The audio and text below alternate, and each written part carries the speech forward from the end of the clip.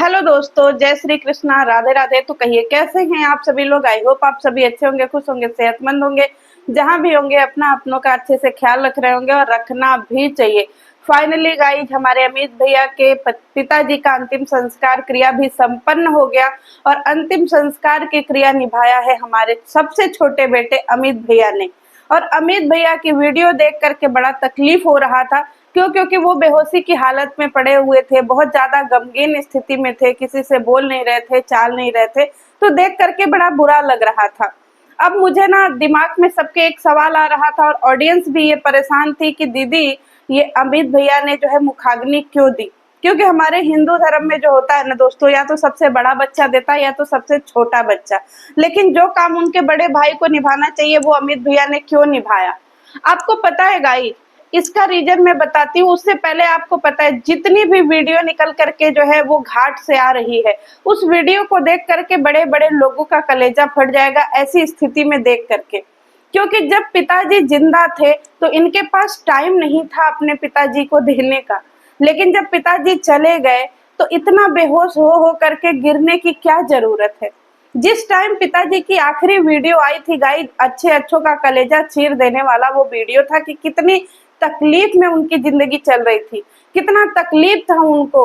माँ सेवा कर रही है, भाभी सेवा कर रही है, बड़े भाई सेवा कर रहे हैं, लेकिन ये दोनों भाई लोग पता नहीं कैसे उस कंडीशन में अपने पिताजी को छोड़ करके अपनी बीवियों के यहाँ चले जाते हैं। 2 दिन बाद फिर इनको वापस आना पड़ता है और अपना मतलब क्या ही बताएं। और जब ये आए थे ना तो सिचुएशन पूरी तरीके से चेंज। क्योंकि जिस पिताजी को ये जिंदा छोड़ करके गए थे, आने के बाद वो पिताजी को ये ऐसी हालत में देखते हैं। मुखाग्नि हमारे अमित भैया ने दी, बड़े भैया ने क्यों नहीं दी? क्योंकि सेवा बड़े भैया ने किया, पिताजी रहते बड़े भैया के साथ में थे, सब कुछ बड़े भैया करते थे। लेकिन मुखाग्नि के काम में आगे आगे हमारे अमित भैया क्यों बाजी मार लिए? क्योंकि देखिए गाइस, 2 तरीके से। एक तरीके तो हमारे अमित भैया को इतना ज्यादा ट्रोलिंग मिली, इतना ज्यादा उनको हेट मिला कि उन्होंने जो भी किया होगा, जैसे भी किया होगा, क्योंकि ये ब्लॉगर है गाइस, ये ड्रामा ज्यादा करते हैं, इमोशन इनके अंदर होता ही नहीं है। क्योंकि अगर इमोशन होता तो शायद इनको पता था कि इनके पिताजी ज्यादा दिन के मेहमान नहीं है, तो ये अपने बीवी बच्चों के सहित यहाँ पे रहते। और अगर बीवी बच्चों के सहित नहीं रहते तो कम से कम अपने तो यहाँ रहते कि पिताजी तो कुछ ही दिन के हैं। तो जब जिंदा थे तो उनकी सेवा करी नहीं अच्छे से, उनकी आत्मा को जो है वो संतुष्ट किया नहीं, तो जाने के बाद हम क्या ही करेंगे आत्मा पूजा करके गाइस, बताइए। अब अमित भैया जिस हालत में हैं, उस हालत को देख करके आप लोगों को भी कहीं ना कहीं अजीब लग रहा होगा कि जब पिताजी जिंदा थे तो ये हालत क्यों नहीं थी, क्यों नहीं इतना ट्रॉमा था, क्यों नहीं इतना आपके चेहरे पे सिकन थी। तब तो आप जो है वो बराबर ये था कि नहीं हमें काम है, हमें काम है, हमें काम है। अब 13 दिन आपको यहाँ रहना पड़ेगा, घर से हिलना नहीं पड़ेगा, तो क्या अब आपके पास काम धंधा नहीं है? इसी को बोलते हैं गाइस कि दिखावे की जिंदगी ऐसी होती है जिसका कोई और छोर नहीं है। ये तो हो गया पब्लिक का नजरिया, लेकिन मैं दूसरा नजरिया आपको बताती हूँ। क्योंकि हमारे जहाँ पे इनके भैया जी रहते हैं या जहाँ पे इनके पिताजी का अंतिम संस्कार हुआ है, वहां के लिए ये और डी के भाई एकदम न्यू है। मतलब कोई सामान लाना, कोई सामान करना। अगर इनके भैया ने मुखाग्नि दी होती तो उनके भैया को भी 13 दिन 12 दिन 10 दिन घर में बैठना पड़ता, ठीक है। कोई उनको टच नहीं करता, वो बाहर नहीं जाते, कुछ ऐसा काम वो नहीं करते, तो उनको पूरी तरीके से जो है वो पैक होकर के घर में रहना पड़ता। अब वहां पे काम धंधा भी होगा, ठीक है, क्योंकि मृत्यु के बाद बहुत सारी जो है ना नियम कानून होते हैं, तो वो सारी चीजों के लिए बड़े भैया जो है ना वो अच्छे से रिस्पॉन्सिबिलिटी निभा सकते हैं। उनको दुकान जाना, बाजार जाना और कोई आए गया बाहर भीतर का काम, तो उन चीजों का नॉलेज उनको वहां पे बहुत अच्छे से है।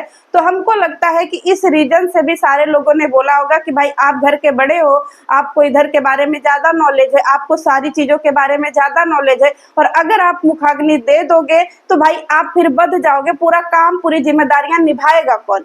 तो इसीलिए यहाँ पे अमित जी को ये रिस्पॉन्सिबिलिटी दी गई होगी कि अमित भैया आप ये रिस्पॉन्सिबिलिटी निभाओ, और बड़े भैया को फ्री कर दिया गया होगा, समझ रहे हैं। क्योंकि ये होता है मैक्सिमम घरों में ऐसा होता है कि भाई जो थोड़ा ज्यादा जिम्मेदारी वाले होते हैं उनको जो है ना ऐसे नहीं किया जाता है कि नहीं भाई आप जो है अपने पिताजी को मुखाग्नि दे करके ऐसे बैठो। ये मेरा है, क्योंकि हम लोग के घर में भी ऐसी चीजें होती हैं जिनको मैंने अपने तरीके से देखा हुआ है। अब एक बात बताइए गाइस, 2 दिन हो गया, 2 दिन हो गया हमारे अमित भैया के चैनल पे एक भी वीडियो नहीं आई है, एक भी शॉर्ट्स नहीं आया है। जो अमित भैया अपने अपने पिता के, अपने घर के, उनके बीमारी के बारे में हर 2 मिनट में वीडियो बना देते थे, शॉर्ट्स बना देते थे, पूरे इंस्टाग्राम फेसबुक पे पागलों की तरह वीडियो डालते थे, वो लोग इतना ज्यादा सन्नाटे में क्यों हैं? क्यों उनको इतना ज्यादा सन्नाटा? और पिता के जाने के बाद भी जनता का हेट जो है ना बहुत ज्यादा उनके लिए बढ़ गया है कि भाई कैसे बेटे हो, कलयुगी बेटे हो, बाप को मरता हुआ छोड़ करके चले गए, ये सारी चीजें उनको बहुत ज्यादा हेट मिल रहा है, चाहे इंस्टाग्राम पे, फेसबुक पे, चाहे कहीं पे भी। पहली बार हमने ऐसा देखा है कि पिता के जाने के बाद या घर में ऐसा कुछ अनहोनी होने के बाद इतना ज्यादा हेट मिलना शुरू हुआ है किसी ब्लॉगर को।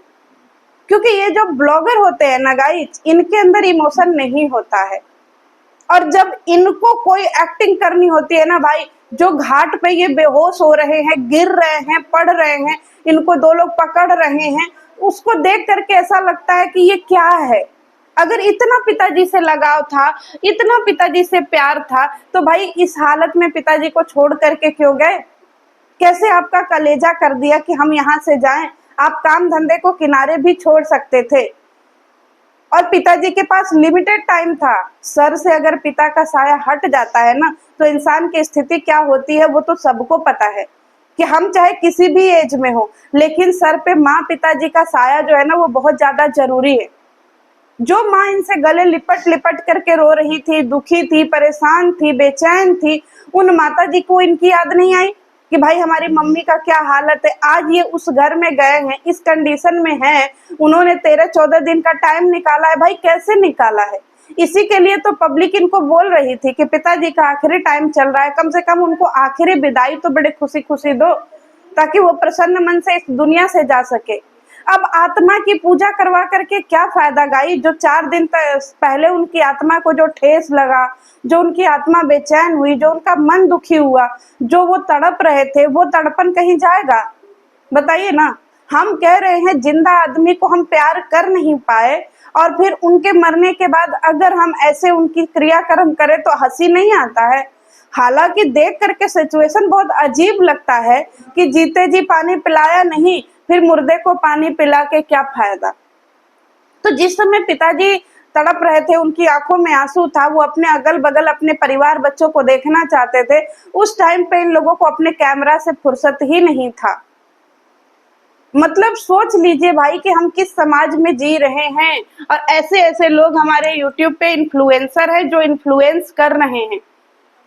आज भी ये इसी वजह से इतने ज्यादा ट्रोलिंग के शिकार हुए हैं, क्योंकि इन्होंने ये ट्रोलिंग खुद अपने लिए चूज की है, खुद अपने लिए चुनी है। आज इन्होंने अपनी जिंदगी को खुद इस मोड़ पर ले आकर के खड़ा किया है कि पब्लिक उनसे सवाल करेगी ही करेगी।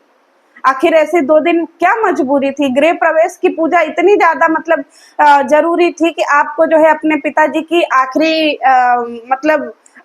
टाइम पे आप उनके साथ नहीं रह सकते थे?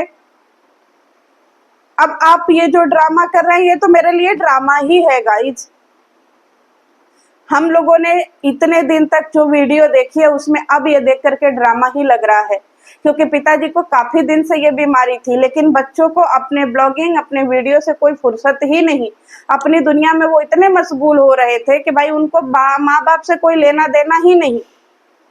और अब जब पिताजी जब इस दुनिया में नहीं है, तो हमारे अमित भैया इतने ज्यादा सदमे में चले गए हैं, इतने ज्यादा सदमे में चले गए हैं कि बेचारे बेहोश हो करके उलट पलट के गिर रहे हैं, दुखी हो रहे हैं, कोमा में जा रहे हैं। क्या फायदा भाई?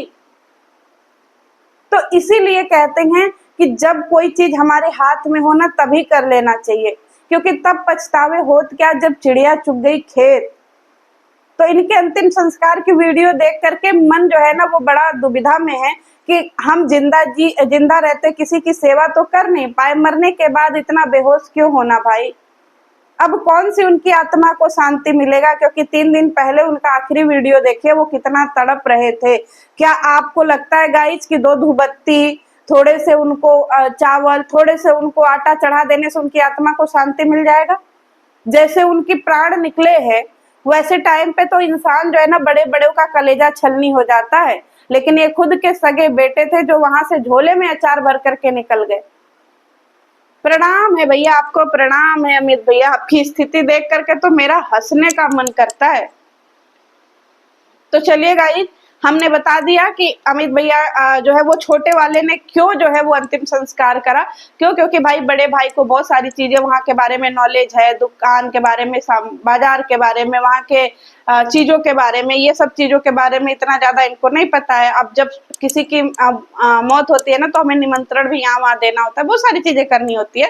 इसलिए लोगों ने बोला होगा कि भाई तुम छोटे हो, तुम नए हो, तुम ही कर लो, बड़े भाई को फ्री कर दो ताकि वो इन सारी जिम्मेदारियों को अच्छे से निभा सके। तो चलिए मिलते हैं नेक्स्ट वीडियो में। जय श्री कृष्ण।